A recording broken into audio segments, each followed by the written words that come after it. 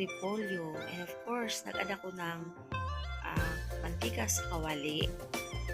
Then, ayan na yung onion.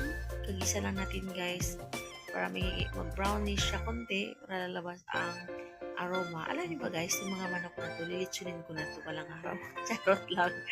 Tapos guys, naglagay ako ng konting magic sarap. Ganun talaga ako guys, bago yung lahat, naglalagay ako ng konting asin or magic sarap. Sabi nga nila, para daw sa pangdagdag lasa.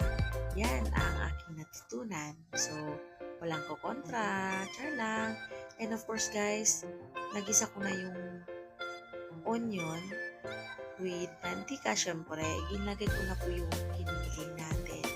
That's pork giniling. Ayan.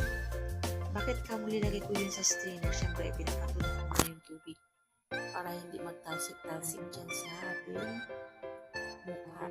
Dahil mamantika po yun siya guys. Ayan, haluin lang natin guys hanggat ma-brown yung mantika. Sorry, yung baboy pala, yung giniling. Siyempre yung mantika nandiyan na yan. Joke lang guys. Ayan, nalo ko lang siya hanggat maging brownish yung pork natin. Ito na naman si chicken. Maging chicken joy ka talaga ang ingay-ingay mo dyan. Ako ay nagpa-vlog. Ayan guys. Sorry, mawalik tayo sa nilagyan ko lang siya konting asin. Tapos kunting pepper para may pampalasa. Syempre, yan.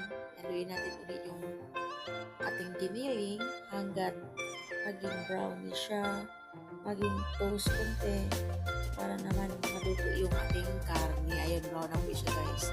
Yan. May nilagay ako dyan guys na konting oysters. Hindi ko lang naipakita sa inyo.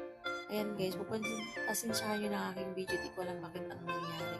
Siya nga pala, linulod na po yung cabbage.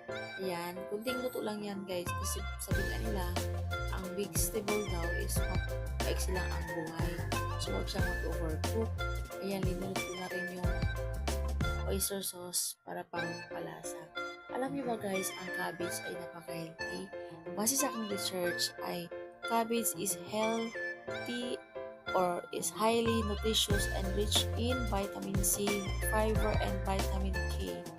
Tapos, it suggested that it may have health benefits include supporting digestion and heart, supporting health among others. Despite impressive nutrient contain, cabbage is often overlooked.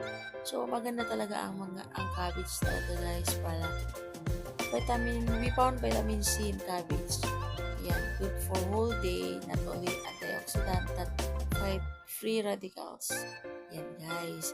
Ayun na guys, niligyan ko siya konting magic sarap na. Balik tayo sa cabbage. Yan, nalunod ko na rin kanina yung oyster sauce. Pangpadagdag lang siya ng lasa. Actually, 5 minutes or 10 minutes, tapos na po ito siya guys. Yan, haluin lang natin ulit. Pinagdagdag ako konting soy sauce para lang additional lasa din po ito guys.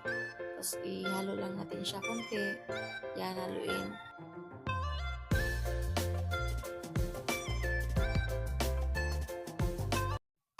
Almost done na guys. Big shout out and thank you for watching. God bless, mama.